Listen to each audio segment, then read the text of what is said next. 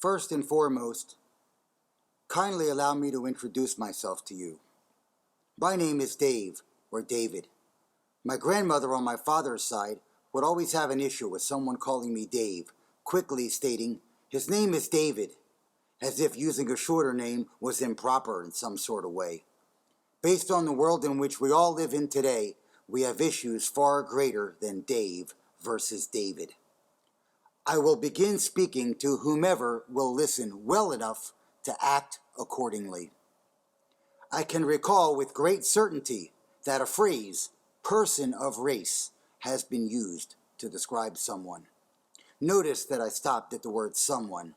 I didn't refer to person of race as describing some aspect of a person, and notice that I am referring to someone as a person versus human being, because we are all human beings, of course, and we all belong to one race, the human race. I am not here to unravel the history of the world, and I can't undo any of the wrongs that ever took place. But I can ask everyone to do something vital to mankind having an existence here on earth. The next time you engage in the process known as sleep, after which you become active again in some capacity, please ask yourself, what can I do today in the never-ending, always ongoing effort to make the best version of myself possible? You have to ask yourself that every day. Imagine a world where everyone tries as best they can to be the best person they can be, always. It's a full-time job for all of us, and it should be a job we are all happy to have, because if we all fulfill its responsibilities, the world gets to receive a lot of benefits. The world gets to become a better place for all of us when each and every one of us is doing our part to be the best we can be for ourselves, our loved ones, friends, neighbors, colleagues, our country, and the world. If you are unsettled about something, there are civil ways to approach the subject. The Boston Tea Party was a political protest that occurred on December 16, 1773 at Griffin's Wharf in Boston, Massachusetts. American colonists, frustrated and angry at Britain for imposing taxation without representation, dumped 342 chests of tea imported by the British East India Company into the harbor. The event was the first major act of defiance to British rule over the colonists. It showed Great Britain that Americans wouldn't take taxation and tyranny sitting down, and rallied American patriots across the 13 colonies to fight for independence. We fought for independence because we wanted so much to build a great nation.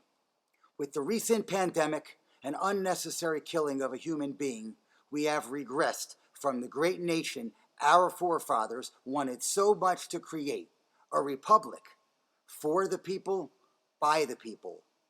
One nation, indivisible, with liberty and justice for all. In light of this regression, I started learning all about the process that results in someone becoming the President of the United States of America. Our country does not have one unified process across all 50 states whereby people are able to become registered voters to then have their votes counted across all 50 states in order for someone to become the President of the United States. I would like everyone to know the true process that happens in our country that results in someone becoming President of the United States of America. A new website is being developed by me known as knowthevotes.com, K-N-O-W, thevotes.com.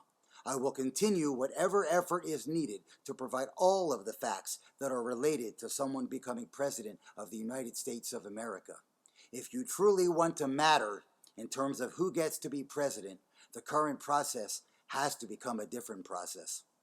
The new website doesn't include all of the facts just yet, but it does serve as a great place to learn the history of how our nation chooses a president by way of a body of individuals known as the Electoral College. The reality is such that many things don't happen for the people, by the people. If we are to be a nation for the people, by the people, then we, the people, should be the ones to determine who becomes the President of the United States of America. Listen to the 50-minute narration of the Electoral College explained on the website knowthevotes.com.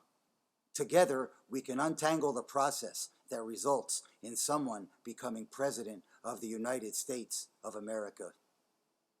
Rest in peace, George Floyd, and all other persons who are no longer with us as a result of unnecessary wrongdoing.